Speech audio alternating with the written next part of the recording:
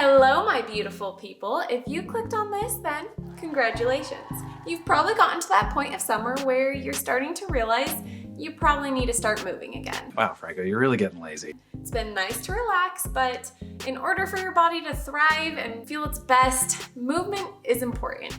So if you have not seen my last video on the top 5 habits that every teacher should work on over summer, we're gonna dive a little deep into the first habit I shared in that one today, which is daily movement. I am a strong believer that a thriving classroom begins with a teacher that takes care of themselves. So the first thing that a teacher should do in order to take care of themselves is take care of their physical and mental health, which daily movement helps with. As a teacher and a personal trainer, I've seen firsthand how much of an impact daily movement can have on not just your physical health, but also the mental health. And us teachers kind of need that sometimes, especially middle school teachers.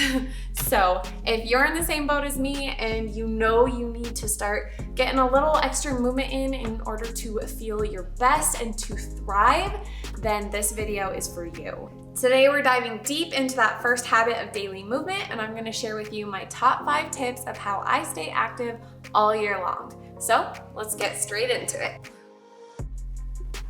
So we're gonna keep tip number 1 nice and simple, and we are going to set a step goal. So it is so common for people to have smartwatches, or if you don't have a smartwatch, there are so many apps that you can download on your phones that can just track how many steps you are getting. So my recommendation would be just figure out how many you're getting now and then up it just a little bit. Let's say you're getting on average 2,000 steps a day now. You don't want to just rapidly bump that up to 10,000 out of nowhere. And there are 2 reasons for that. Reason number 1, it's gonna be so hard to stay consistent. If you are currently getting 2,000 steps, maybe set a goal for 3,000, or if you really wanna push yourself, maybe 5,000. I am a strong believer of setting big, huge goals. So yes, that's fine to say your goal is to get 10,000 steps a day, but you need to do those checkpoints or those actionable steps up to that 10,000. Reason number 2 is one that not a lot of people know about, and it's that your body adapts. So if you are trying to raise your step count, normally that's because you want to help your cardiovascular health, or maybe you are trying to lose some weight, but there's some physical reason that you're trying to get more steps in. So if you all of a sudden go from 2,000 to 10,000 steps, your body is going to adapt how many calories it's burning in order to conserve as much energy as possible. You gradually want to add in those more and more steps. So then every time your body adapts, you can just add more in. And so you have longer time to kind of get those benefits from those steps. Habit number 2 is to set a schedule and commit to it. It is so much easier to follow through with something when you know what you're trying to do. So figure out what your goal is, write it down, whether it's in a planner or a goal template or just on a scratch piece of paper, but get it written down and then find out those actionable steps you need to take in order to finish it. If you need help kind of figuring out what your goals are and committing to it and figuring out the action steps, then I'll link what I use in the description below, but I made a template that just has you write down your 3 top goals, and then you can kind of break down your why behind them. And this has really helped me just figure out what I need to do and why I even want to do it. Because if you don't have a why, you're not gonna be committed. You're not gonna keep that promise to yourself. So step 2, schedule it out, get it written down, and then commit to it. Tip number 3 is to track your progress. Just like with students, you set a goal for them and then you track that data throughout the year to see those upward trends towards their goal. It's the same exact way with us and with our physical health. It's hard when you just go on a diet, you take the measurement in the beginning and then wait 6 months and do it again. Get those numbers in consistently to check your progress, to see if you need to change how you're doing things or not. So a few different ways you can do that. Of course, there's always the scale. That one's bittersweet for some people because our bodies fluctuate so much. According to what we eat or how much we drink, that weight will change very, very regularly. So what I recommend is doing it every day and tracking it down somewhere and then kind of averaging out the week. And that's how you can tell if you are making progress or not. The second way, if you want to know measurements, you can just get like a measuring tape of any sorts and writing it down and then tracking over time. That one you'll probably not do every day, but maybe every week. If you're lucky enough to have like an in-body scan or an eVolt scan, those are super, super amazing for getting your body composition. If you don't know what one of those are, basically you stand on them, it weighs you, and then it sends, electrical signals that bounce off the different parts of your body, and therefore it can measure which parts are fat versus muscle. It gives you an awesome breakdown of just your body composition. And so doing that like monthly or bi-monthly is a very good way to track.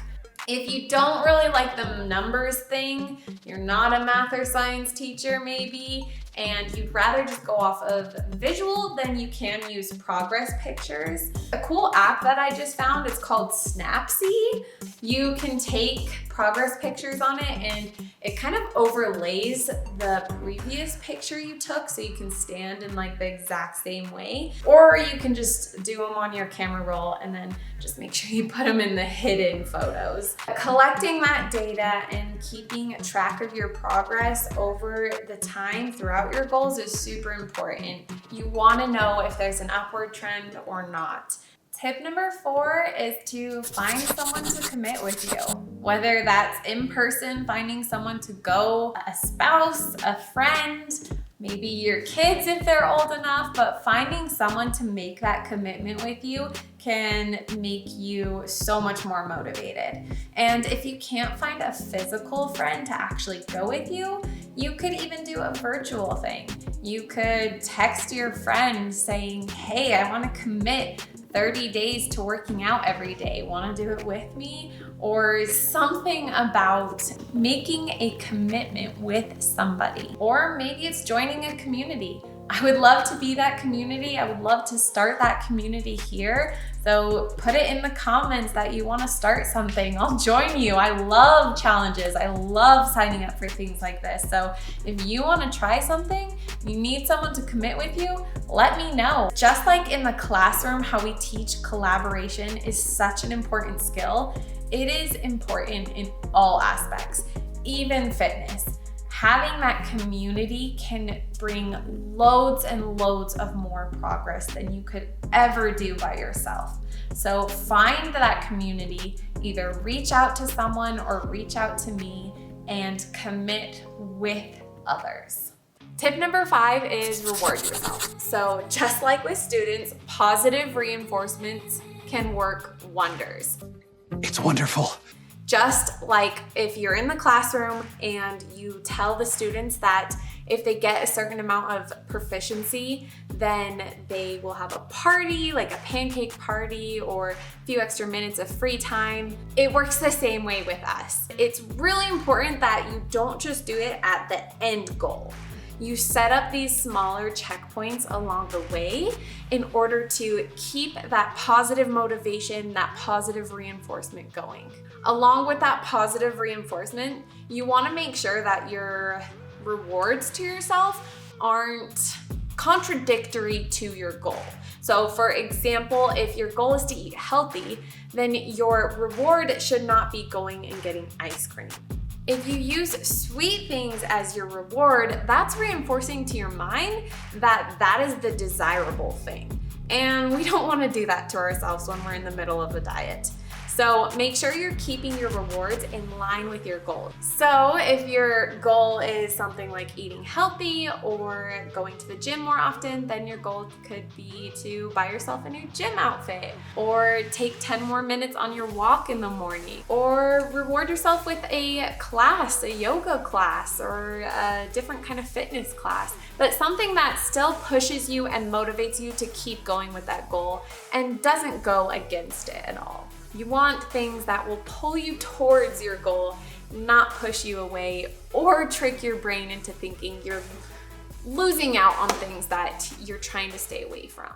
So there you have all 5 tips, but I do want to throw in like a bonus tip. And so I guess tip number 6, you will not stay consistent with something you don't love.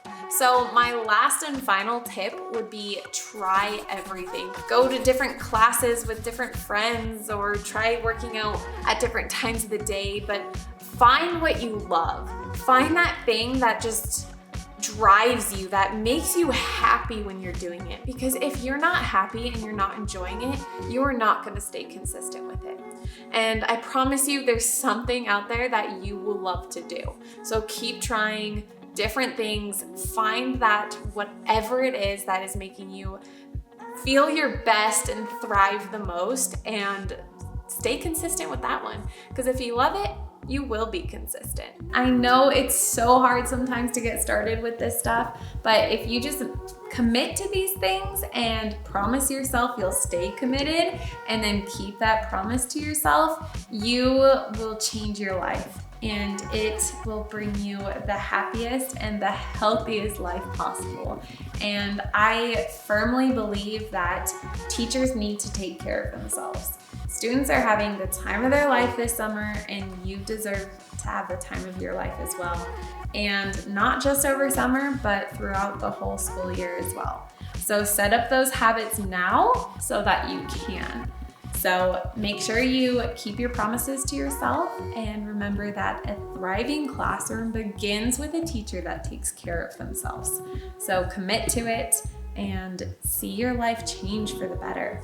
So thanks guys, and I'll see you guys in the next one. Bye.